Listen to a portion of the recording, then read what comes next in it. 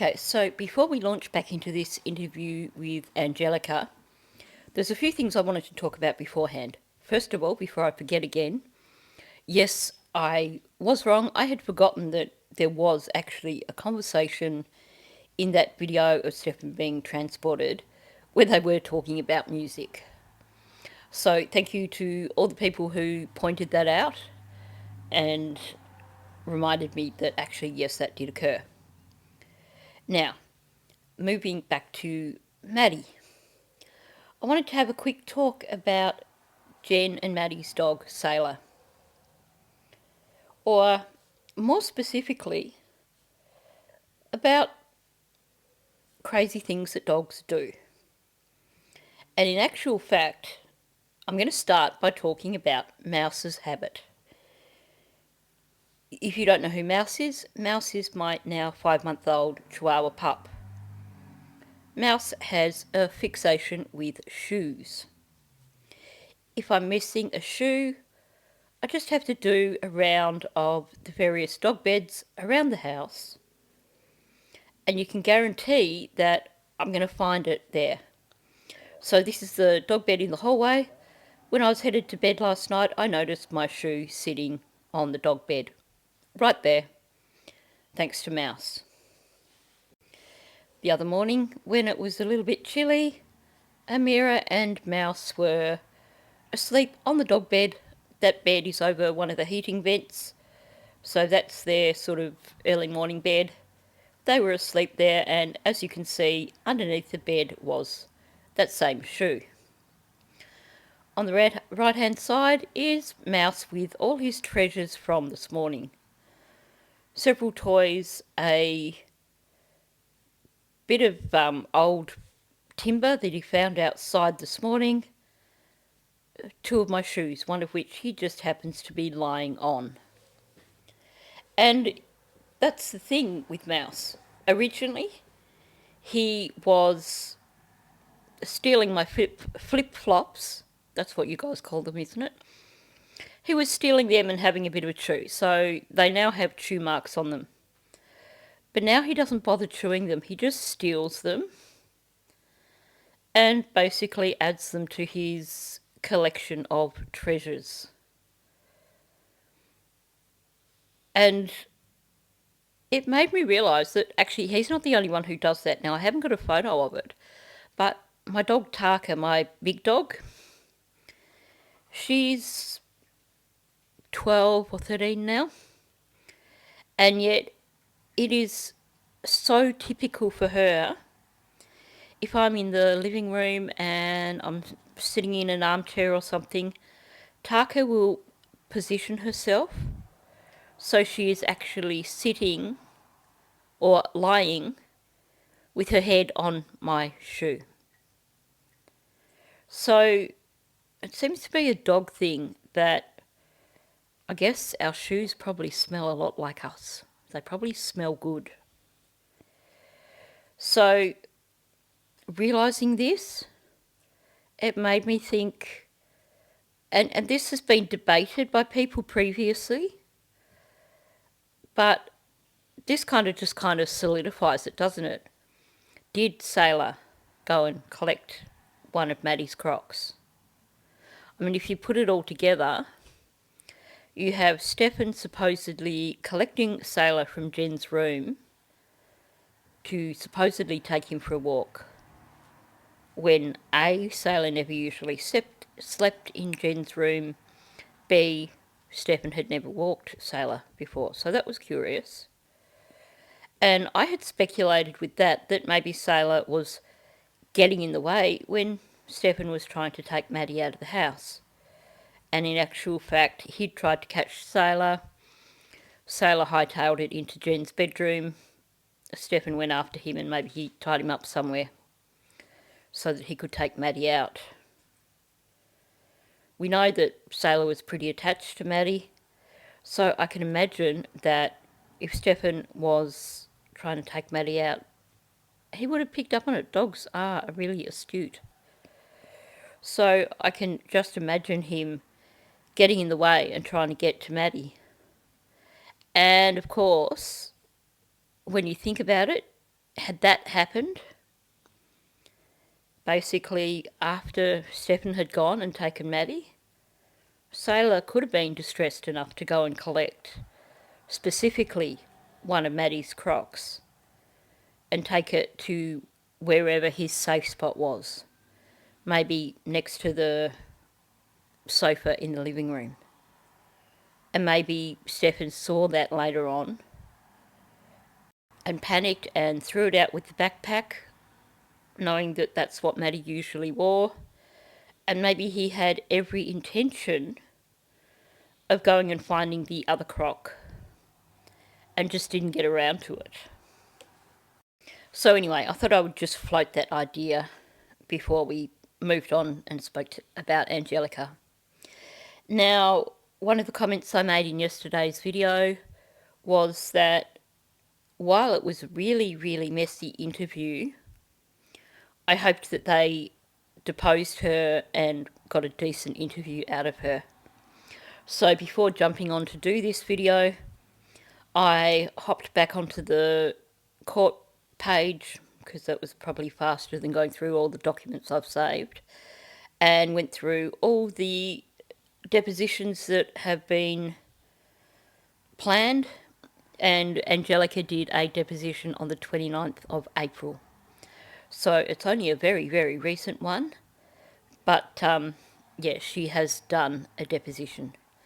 I couldn't actually see Natalie listed with the depositions, but maybe that will happen.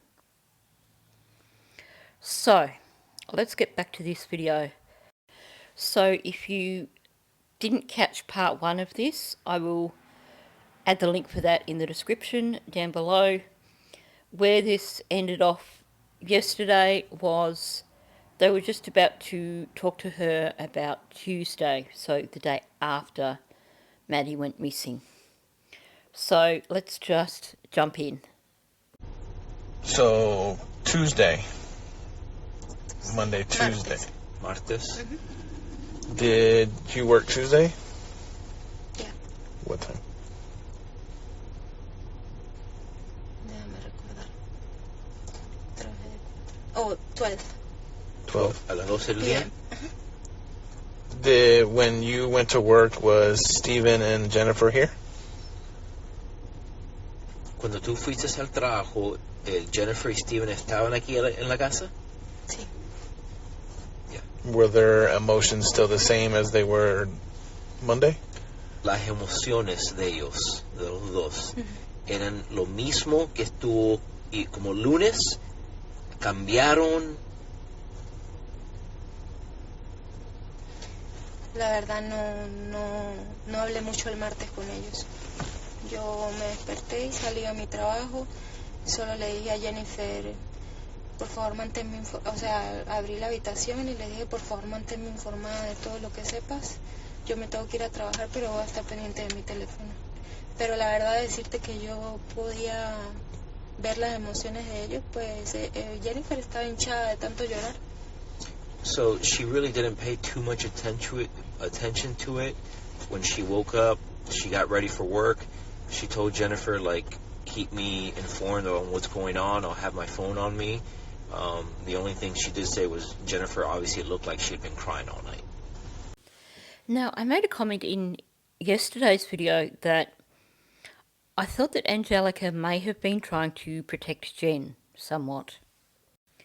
On one hand, she sounds like she is being perfectly honest in this interview, but just a few times I thought, is she actually protecting Jenn?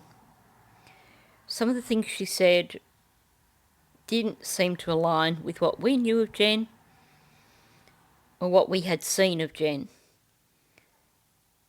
And, you know, the Jenn crying when she got home at 11 o'clock, and yet in the body cam footage she looked fine. And someone made a really valid point, which was essentially Jenn is her landlord. So it's a bit like a case of don't bite the hand that feeds you. Maybe because she relied on Jenn for somewhere to live, then she was trying to protect Jenn somewhat. Now, why am I going back to that now?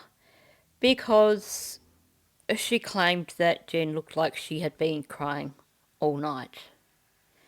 Now, I know these interviews were done, like the Fox interview and the Channel 9 interview were done the following day. Now we know that they were in interviews for most of the afternoon. So from about 4 o'clock onwards, they were either in interviews or the townhouse was locked down. Which means that this had to have been done during the morning on the Tuesday. And the thing is, while she does look a bit dark under the eyes, there's no puppiness to her eyes. If you've been up crying all night, your eyes are going to be puffy, they're going to be red, they're going to look swollen. You know, that real puffy, you know what I mean. Jenn really does not look like she's been up crying all night in this image. So that's where I go back to. I think that while Angelica is being truthful, I think she's also a little bit reluctant in this interview to throw Jenn under the bus. Of course, the good news is that in her deposition in April of this year, she was no longer living with Jenn, so maybe if she was protecting Jenn, maybe things will have come out. So she says that she headed off to work at around 12 p.m. So she must have left just before Detective Hunt arrived to do his interviews. And actually, now that I think about it, was it during that interview with Detective Hunt where there was a news media crew turned up and Jenn basically said, oh, that's such and such news or something, and he basically sent them off on their merry way while he was interviewing her? If anyone can remember, let me know. It was just one of those kind of things that I didn't pay a huge amount of attention to because I actually didn't think about the significance in terms of putting together a timeline. So going back to what Angelica said, she said she headed off to work at 12 p.m. She didn't pay too much attention to Jenn and Stefan's emotions because she was getting ready for work. As she says, she just told Jenn, keep me informed, and then she left. But she said that Jenn looked like she'd been crying all night. Again, I wouldn't blame her if she was trying to protect Jenn, because like I said, you know, that's the roof over her head essentially. But it really, none of it gels with me. This, oh, Jenn was, you know, crying heaps when I got home, and then she looked like she'd been crying all night, because it doesn't look like it in any of the footage that we have. Note also, she doesn't mention Stearns. I'm willing to bet he was still asleep when she left to go to work. Okay. Speaking of phones, does Maddie have a phone? Maddie tiene un teléfono? Sí. Was she on the phone like a normal teenager all the time? No. Ella estuvo en el teléfono Ella todas no, las veces como, ella, como normal, como no, ella no es una niña que use mucho el teléfono. ¿Que no? Normalmente no. She's saying that Ella Maddie's not somebody that uses her phone a lot. Usa mucho la computadora. She uses the computer a lot. Con los juegos. Oh. Now, I'd forgotten that she had said this, that in her belief, Maddie uses the computer a lot as opposed to using her phone a lot. Now, my thoughts on that are that she probably wouldn't know what Maddie was doing other than when Maddie was in like an open shared area. So if Maddie was using her school laptop, then she would have probably been using it in her fake bedroom or on that table out in the living area. Likewise, if she was using her computer, that was in a very visible area too. So I could imagine if Maddie was in there and just on the computer, I can't see her closing the fake walls just to be sitting on the computer. So, you know, these are observations based on shared areas in the house. Meaning that if Maddie was in Jenn's room or in the room upstairs, then Angelica wouldn't really know if Maddie was on her phone. And we have accounts from Maddie's best friend where she says that Maddie was on the phone to him quite a lot. We also know from the interviews that Maddie's main form of communication with Stearns was using her phone.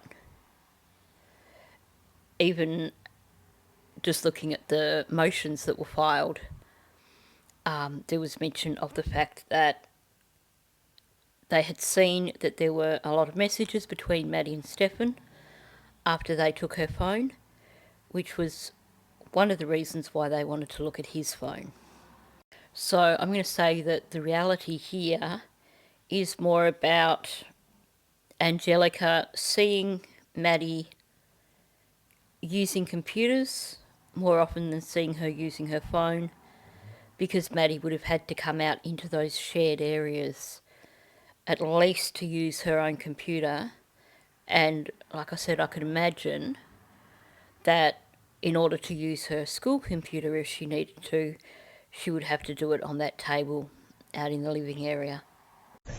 What about Jennifer or Stephen? ¿Los teléfonos? Sí. ¿Cómo son ellos con los teléfonos? Todo el tiempo. They're always on it. Okay. It doesn't surprise me in the least that she said that Jenn and Stefan were always on their phones. Both of them are not what you could describe as driven. So yes, I can imagine that a lot of their existence did mean just sitting and doing stuff on their phones. And you know what that makes me realise? Maddie must have had such a lonely existence. I mean, my question is, in the home, how often did Jenn actually engage with Maddie?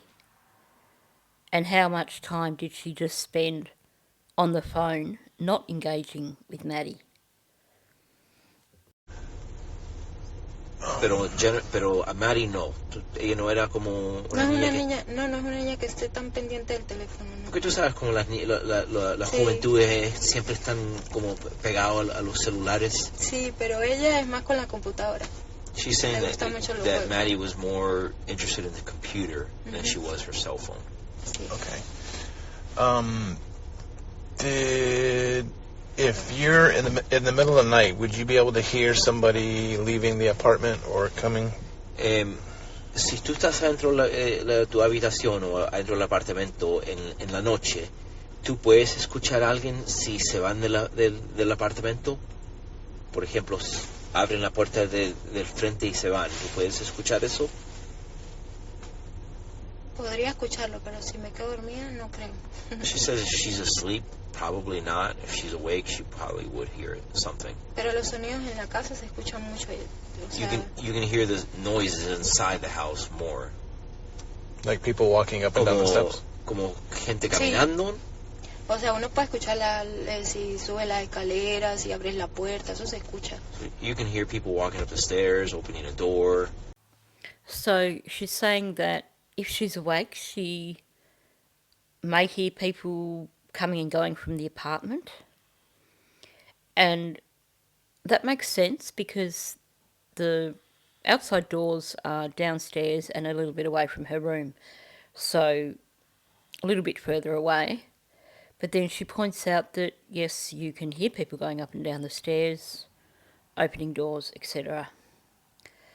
Of course, the question would be, is she a heavy or a light sleeper, and did she hear any of those kind of things on that night or the following morning?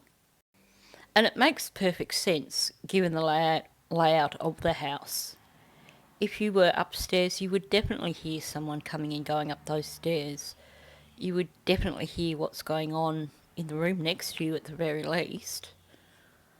And possibly noises coming up from upstairs also. So here's my question. Why was Jenn so convinced that nobody heard a thing? She said in her interview she was certain that the flatmates hadn't heard a thing. Okay. Has Jennifer said anything to her about Maddie being missing, that she thinks something's wrong with her or something happened to her or anything like that? ¿Entendiste eso? Que si hay algo extraño que yo vi con Mari. No, Jennifer te dijo algo que era como extraño de Maddie, que no, como no la podían encontrar, que algo pasó contra ella, o todo esto, lo que está pasando es extraño, como te dio algún dato de información. O sea, ella me dijo que Mari se había perdido, ¿verdad? Pero siempre he estado pendiente. ¿Qué ha pasado? ¿Qué información tienes? Y no me han dicho nada. No sé nada. So Jennifer told her that Maddie was missing or lost, but other than that, and then the updates that they were getting, she didn't tell her anything. Okay, first of all, a question for my bilingual listeners. So he's asked her the question if Jenn has said anything about Maddie, if there was anything wrong, any concerns or anything like that. And according to the interpreter, her response was that Jenn had said Maddie was missing or lost. Is that just like the interpretation, or is that actually what she said? Did she say the two things separately? Because that would be very interesting if she did. But what is really telling here, she's saying other than updates, Jenn didn't tell her anything. Now, imagine you are in a house, you've got two flatmates who have, your child's missing, your flatmates have expressed their concerns to you. They've said, keep me updated, let me know. So they've shown that they genuinely care about what's going on. Now, a normal parent whose child is missing, and I've said this several times, is going to be going through every possible scenario in their head. They're also going to be going through all their last interactions with that child. Their brain's going to be on override, just trying to make some sense of what's going on. And if you're in an apartment with people who have shared those concerns and you're trying to make sense of what has happened, wouldn't you be wanting to actually chat with them about that? Wouldn't you be wanting to talk about your fears the things that you're worried about, the possibilities that maybe are an explanation for your child being missing? If she's saying that basically Jen hasn't really had much of a conversation with her with regards to Maddie being missing, other than the updates that they've been given. That really does seem odd to me. I would have expected, were she genuinely concerned about Maddie, if she hadn't known what was going on, then she would be wanting someone to act as a sounding board. And sure, Stearns was around, but in situations like that, you don't necessarily want to be sounding things out with the person who is supposedly going through the experience with you. You need that kind of separation, someone who's got no involvement in the situation and who is perhaps a little bit less emotionally fragile and a little bit less emotionally connected. So Jen basically not actually having a conversation with Angelica over Maddie being missing, to me that's really telling. And we know that Jen speaks Spanish. It's not like it's a language barrier thing. So why? Why did she not feel the need to unload her thoughts on someone who was a little bit separated from the case? Okay. Was their other roommate here that night too, Sunday night? La otra persona que vive aquí, ellos estaban aquí en la noche del domingo. ¿Natalie? ¿La Yes. del Natalie? Sí. Sí, yo creo. She thinks so. Does she have a boyfriend? Que yo Natalie sepa, no. Que yo Natalie tiene un pololo, un novio. novio, que yo sepa, no. Not that she knows. Ella Okay. tiene su hijo, pero ellos se quedan dormidos muy temprano. El hijo vive aquí también. Con ella, con Natalie, sí. So Natalie has a son. Ujú. How old? ¿Cuántos años? Están en como 8, 7, no sé qué edad tiene. Pero Young kid, 7, como así es, Oh, okay. 7, 8. 7, 8. Y es autista también. He's autistic. Do you have a boyfriend? ¿Yo? Yeah. Okay. Now, correct me if I'm wrong, but wasn't Natalie's son 12 when all this happened? I guess we don't really know Angelica's age. She could be young. Maybe she doesn't have a lot to do with children in her regular everyday life. Maybe he's a small 12, which is certainly a possibility if he is autistic. Sometimes that's just the way it goes.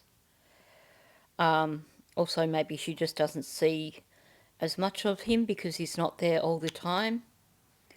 And it also sounds like there's not really much of a relationship between her and Natalie. I don't know if Natalie just doesn't speak Spanish or if that's just the environment in the townhouse.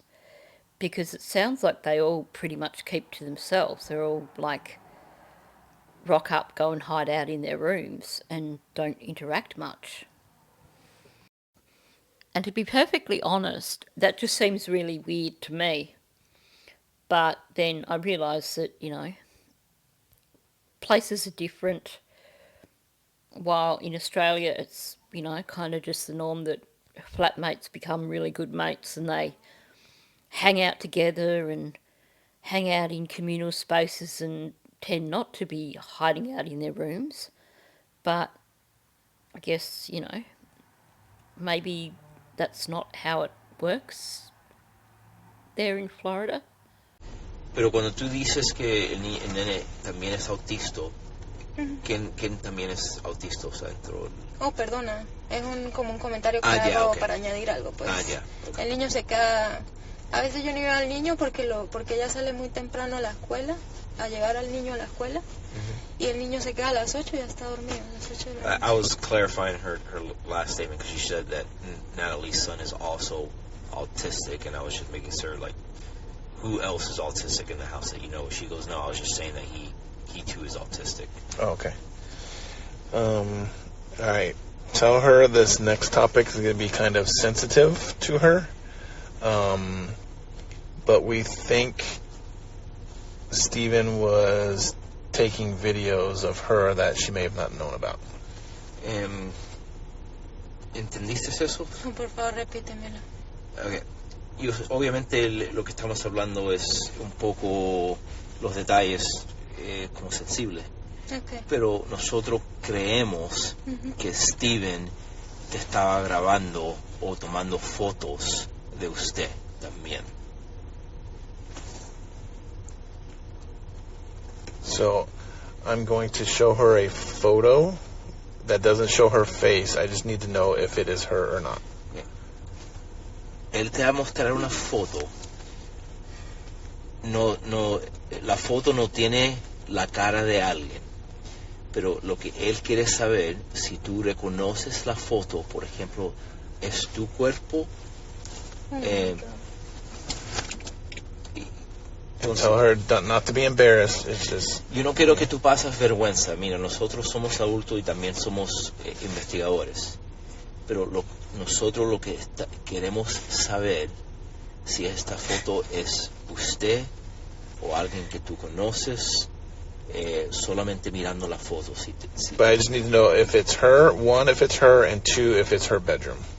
Solamente te quiere saber dos cosas. Si la foto es usted, y segunda, si la foto es de tu cuarto. Okay.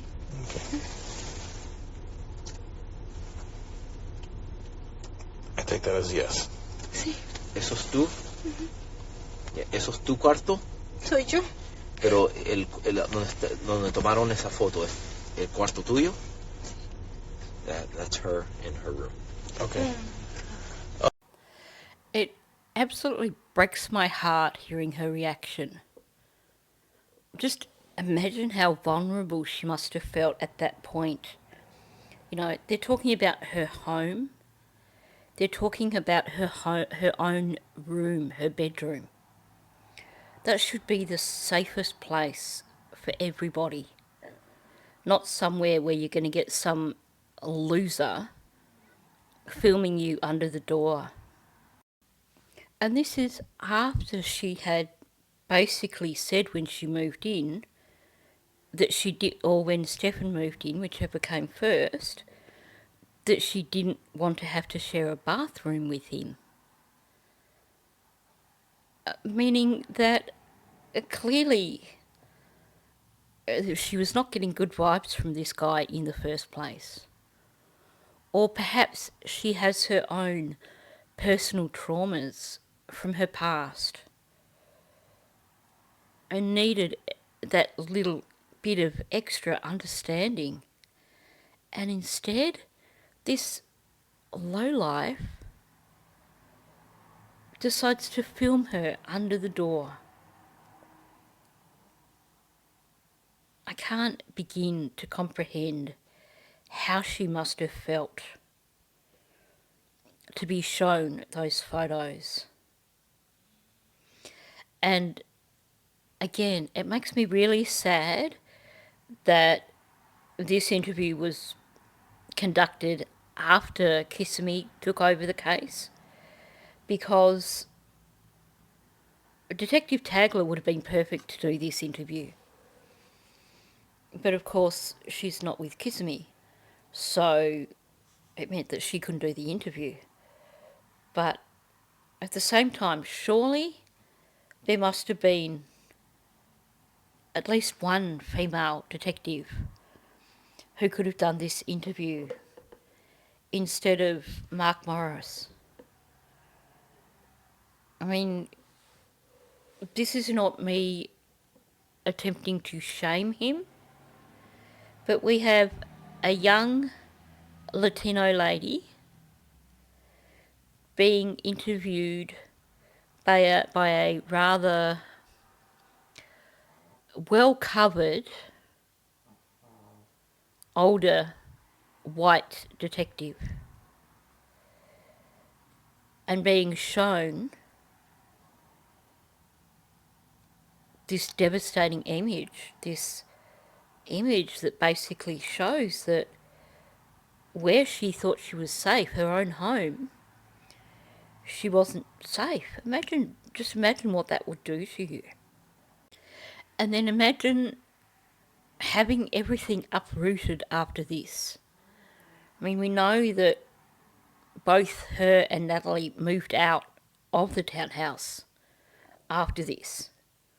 So here she was in this vulnerable position, having to look for somewhere new to live. And with this sense that she needed to find somewhere that was going to be safe for her. And let's for one moment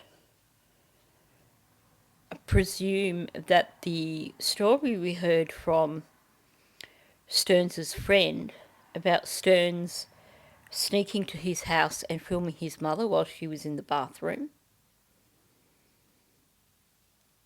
and the other story from another one of Stearns's friends about Stearns filming that friend's girlfriend.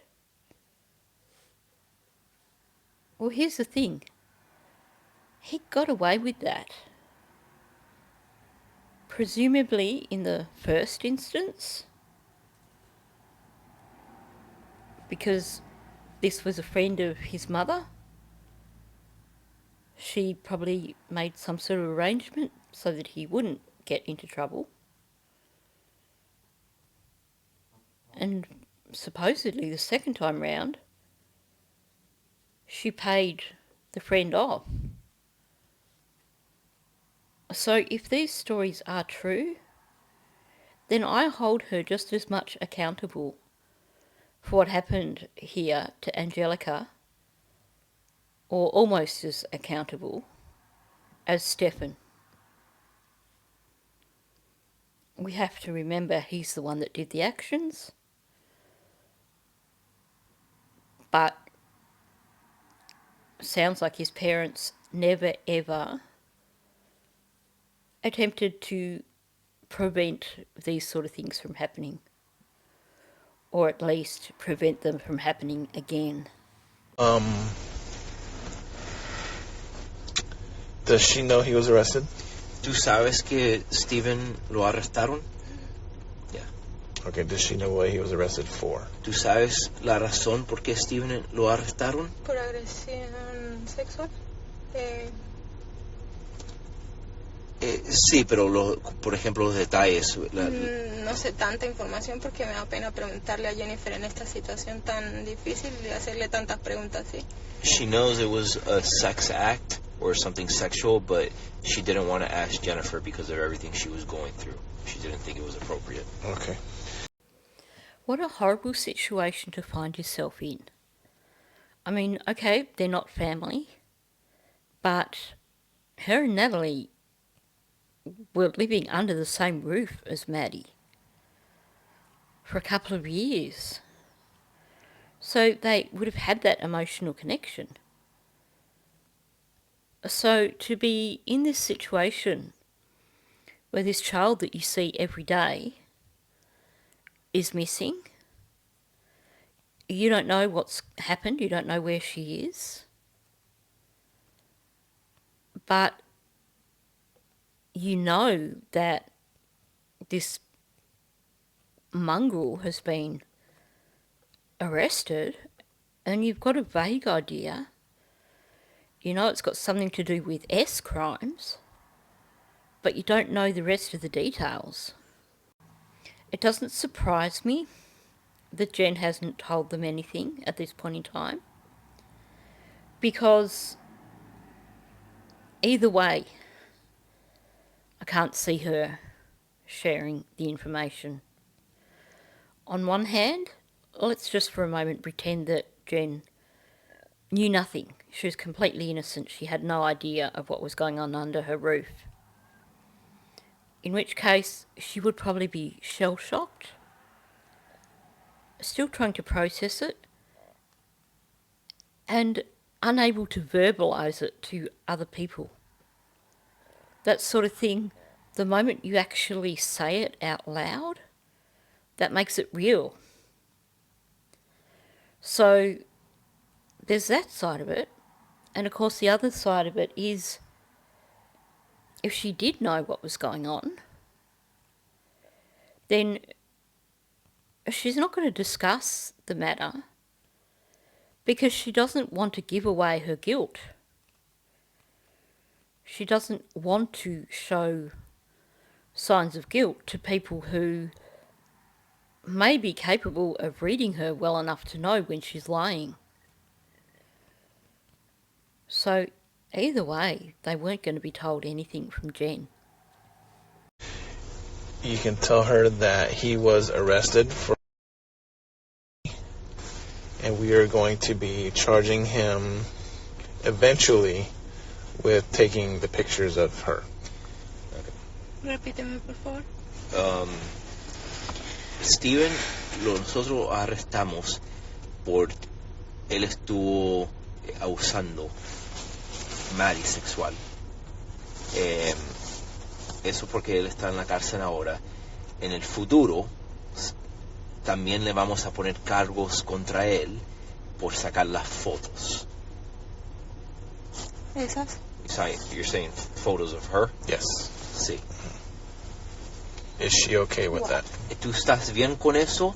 Por ejemplo, Por supuesto. ¿tú quieres ponerle cargos? Sí, por supuesto. Okay, yeah, she wants to press charges. Okay. Good on her for that. Now, I wouldn't want to be in her position. And I hope that if she's still planning on going ahead with pushing charges against him, that they offer her a closed courtroom. Because she deserves to be protected. She doesn't need her face flashed around YouTube or mainstream media. And I know that one YouTube creator did show an image of either her or Natalie, I can't remember which, but I can tell you now, you're not going to see any images of either of them on my channel because they've got nothing to do with what Stefan did. They deserve their privacy. But can you imagine being in her position now, seeing how much publicity Stearns' case is getting? I really hope she's getting the right kind of support, and that if she is still continuing with this case, that they are protecting her privacy. ¿Hay más fotos? Discúlpame, pero hay más She's fotos. asking if there's more photos. There is more photos, but it's all the same day. Si hay más fotos, sí, pero es del mismo día. Ok, ¿cómo él entró una cámara a mi cuarto? She's asking how. Is there a camera in her bedroom? No, he put it underneath the door. Él puso la cámara debajo la puerta. Oh my God. Pero qué enfermo. But reassure her that this won't happen again because he's probably going to spend a lot of time in jail. Nosotros te queremos asegurar que esto no va a pasar de nuevo contra Steven porque él va a estar en la cárcel. Ok. Okay, pero obviamente yo sé que es algo que no para pasar vergüenza, pero nosotros estamos haciendo una investigación y queremos asegurar dónde está Maddie y, Eso es lo más importante. y obviamente para ayudarte a usted y la otra gente y Jennifer todo. What I was telling her was just rest assured that we're doing our job to make sure that Steven is in jail. Our biggest concern is to find Maddie. for the photos that he took of her and just to make sure everybody else is safe in this apartment. Yes, the good news for her is that Stefan is going away for a very, very, very long time. They've got him banged to rights. He is never going to be free. But imagine how she must have felt in that moment. If it was me, I would have been deciding then and there, that's it, I'm not going back to that townhouse, or not staying in that townhouse anymore.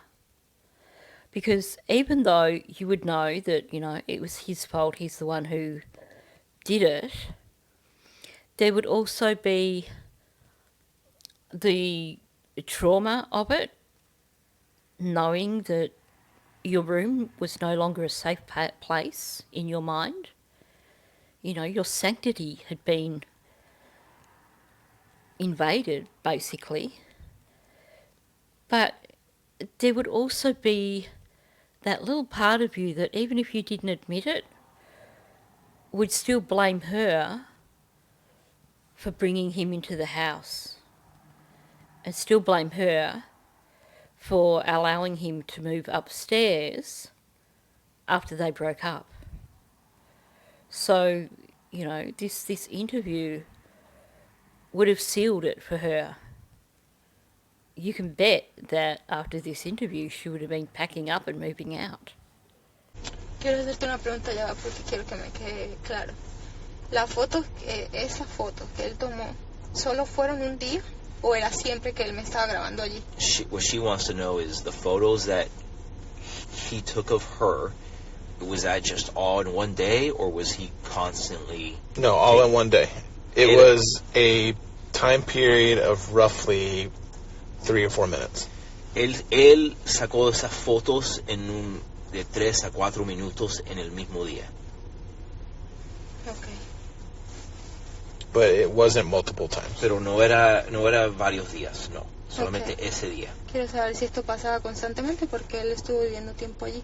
Because she's been living here for a while, she wants to know if this has been ongoing. No. And tell her, without getting too much into it, we have his device, and in examining that device, the only pictures we see of her are just that one incident. Entonces nosotros tenemos el celular de él. Los únicos imágenes que encontramos de usted son esas fotos. Okay. And rest assured, tell her that nobody else sees these photos except for law enforcement. Gracias. Okay. Tú entendiste eso, ¿cierto? Que él esas fotos nadie Estas las fotos va a ver. estas fotos no la compartimos con el público, con nadie, Y solamente con los investigadores de esta investigación. Okay. Y otra pregunta, los de la casa también van a tener acceso a la información de que él también me grababa a mí. ¿Cómo? O sea, Jennifer también sabe eso. Does Jennifer know that Stephen was recording her? No. Ella ¿No no sabe? sabe eso. Ya se va a morir. I'm not going to tell her. Okay. What you decide to do, you can do, but us as law enforcement, we're not going to tell your business to other people. Okay. ¿Tú entendiste Sí, eso? entendí perfecto. Okay. At least he gave her those reassurances, It only happened that one day. It happened over a period of 3 to 4 minutes. There's no other evidence that it's occurred. There's no other evidence on his phone, at least. If there was any other evidence, it's gone. And the other reassurance, Jen knows nothing. We're not going to tell Jen. Of course, it's now public knowledge. And I do feel sad for her about that. And I just hope that she's got a good support network. And I guess, you could say that given that this isn't directly connected to Maddie's case, that maybe they could have redacted this before it was released to the public. And I think perhaps that would have been a good thing. I know in the Kristen Smart case, when Paul Flores went to trial, there were women who had been targeted by him on dates.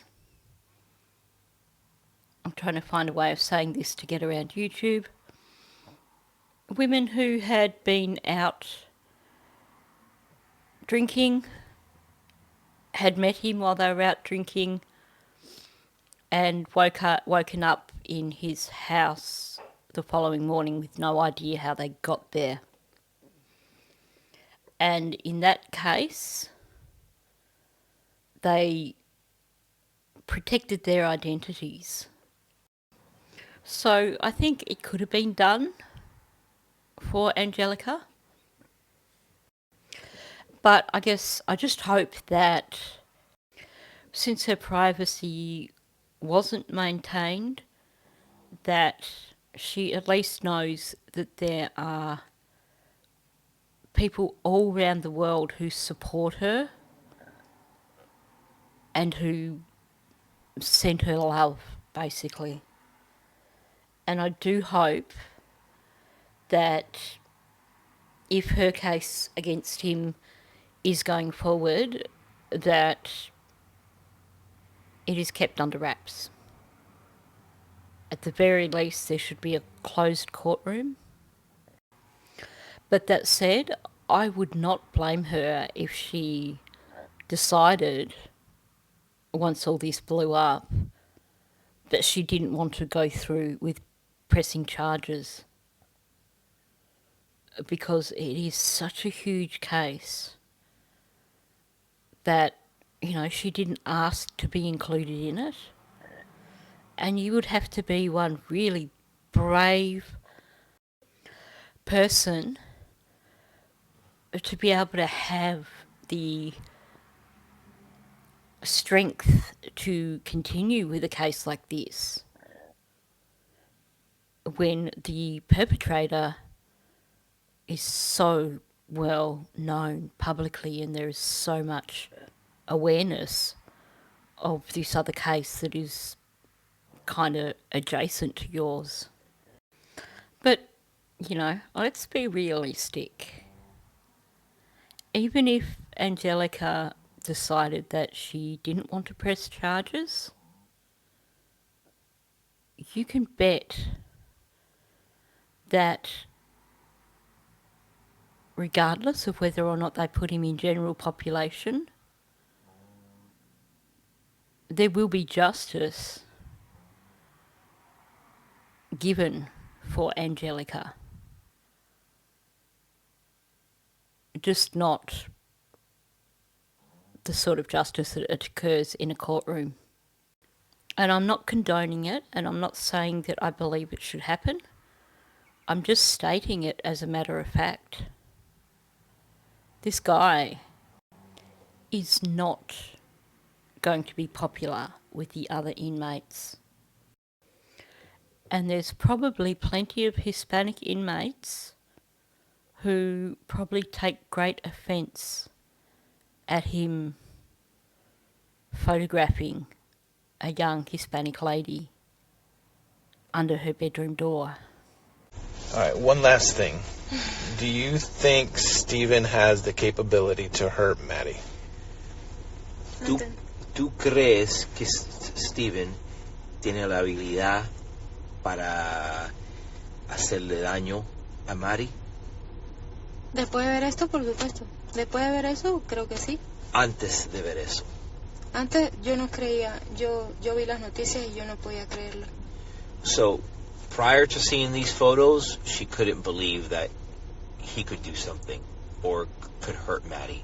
Mm-hmm. Now that the photos that you just showed her, he's capable of anything, obviously. Okay.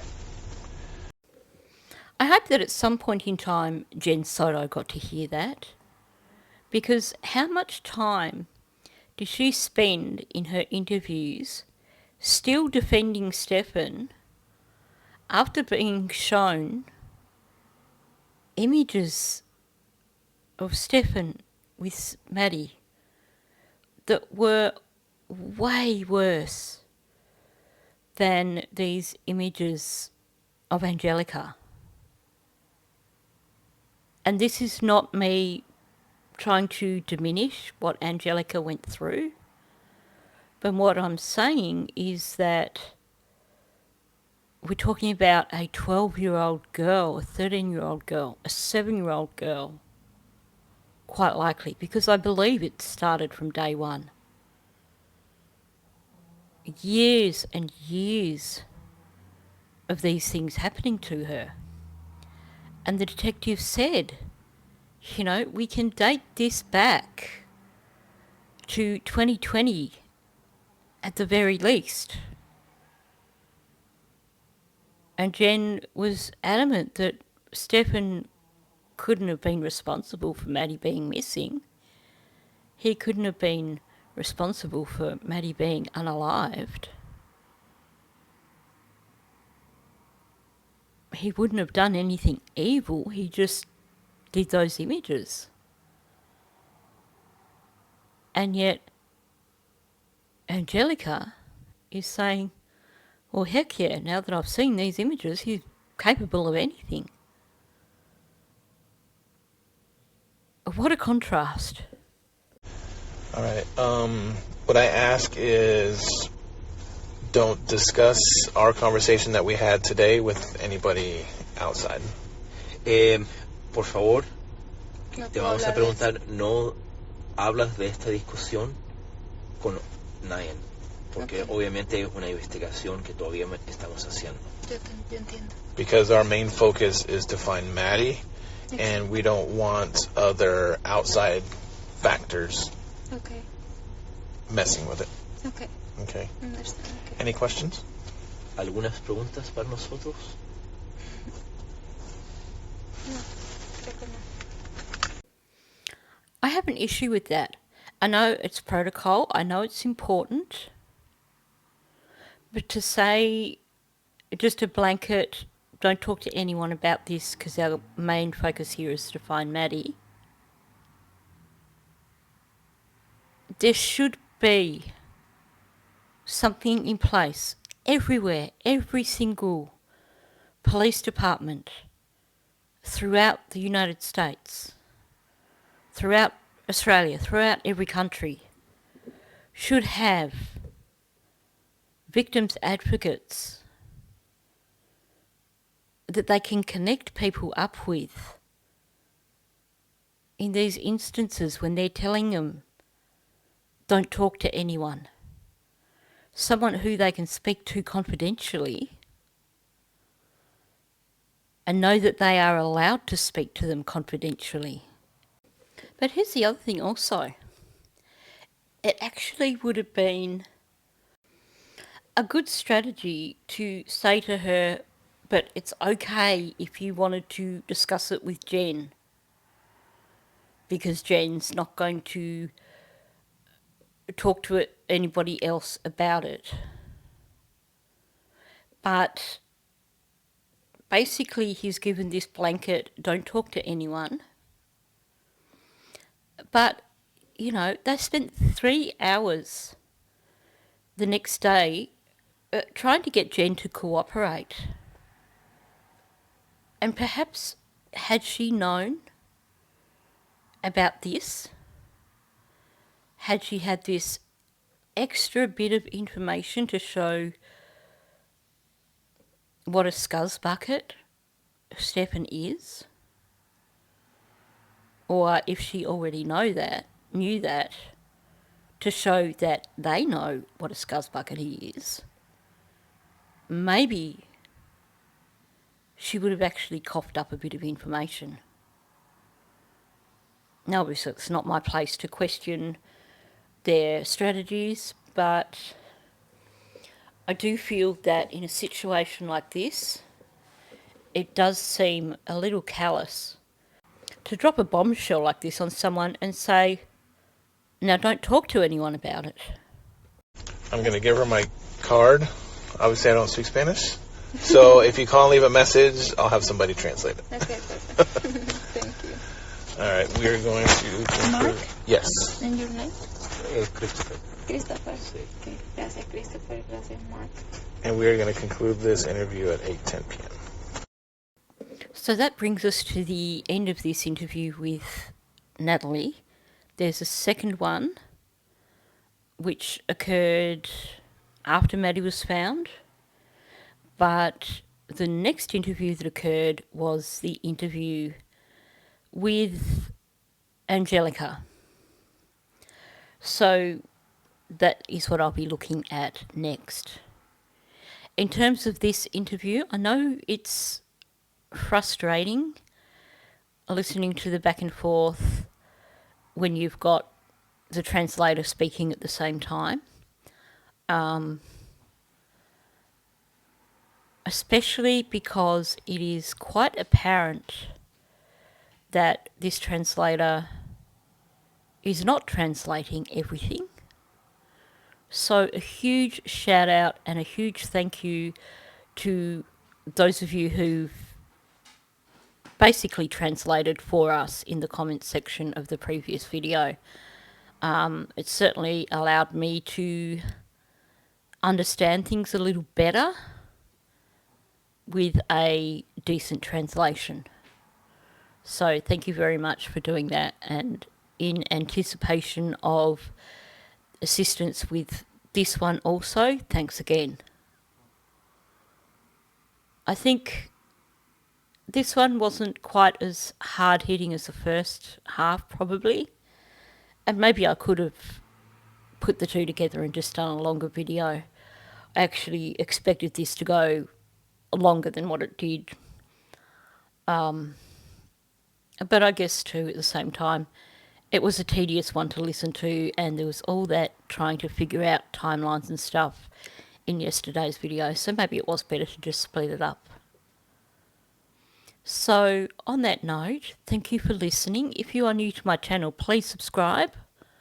Also, please hit the like button, and please leave a comment below. Let me know your thoughts, and definitely if you are bilingual and you can help us out with what was actually said, those instances where she said a heck of a lot more than what the translator said, that would be great.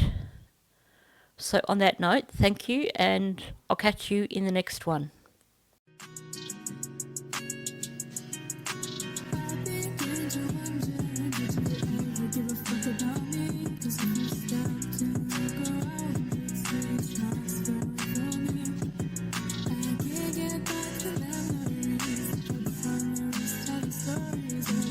Times